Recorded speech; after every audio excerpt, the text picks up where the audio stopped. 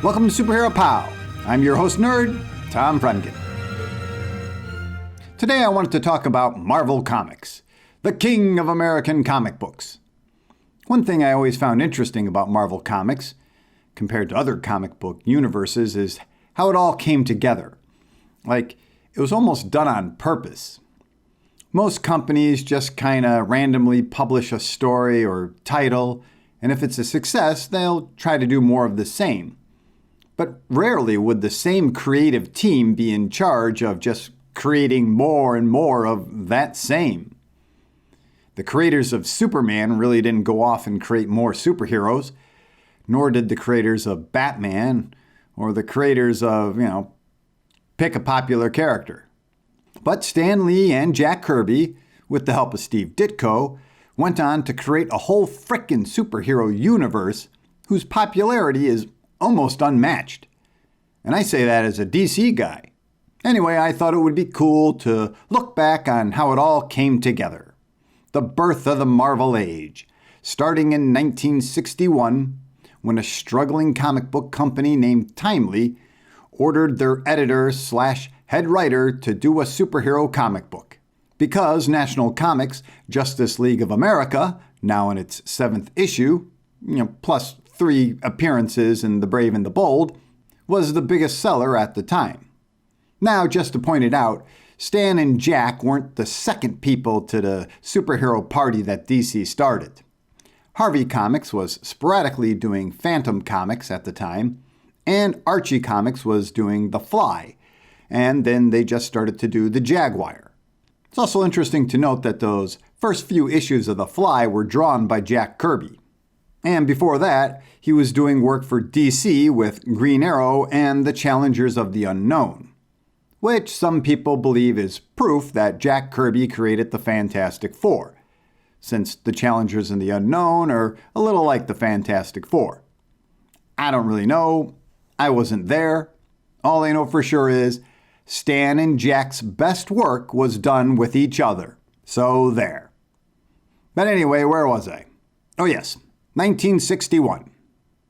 Winning the election the year before, John F. Kennedy became the President of the United States. The Berlin Wall was built.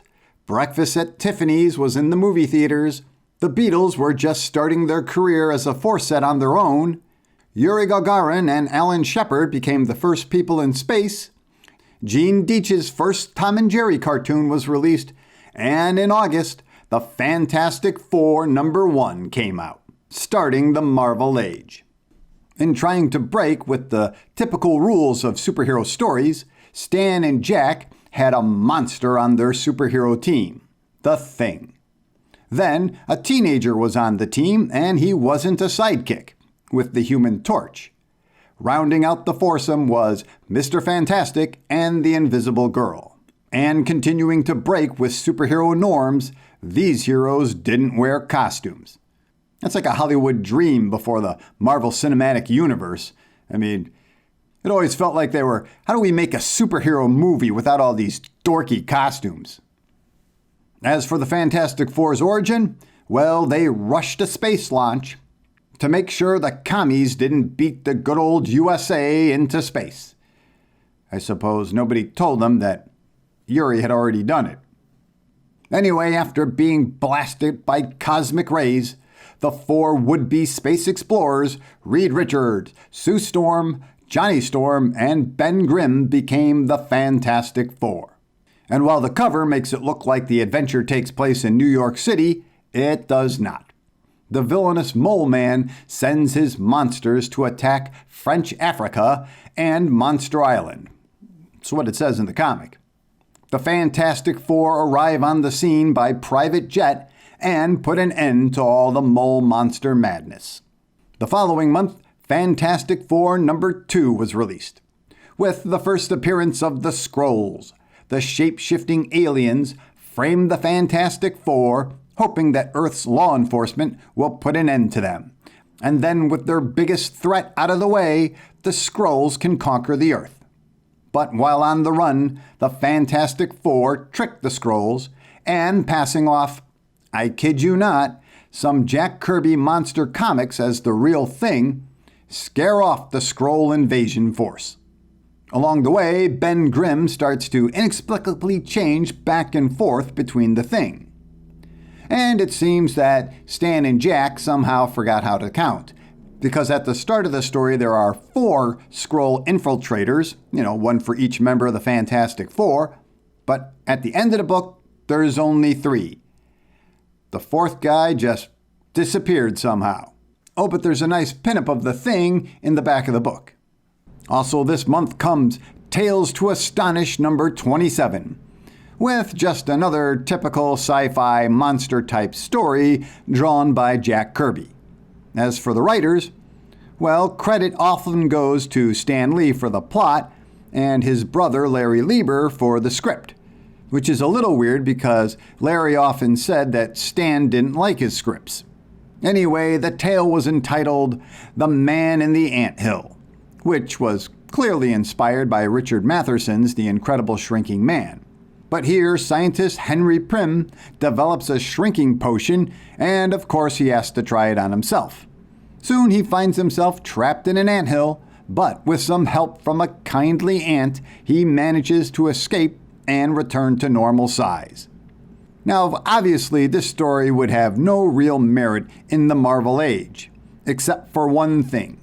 8 issues later, Stan Lee would pick up old Henry Pym and turn him into the hero Ant-Man.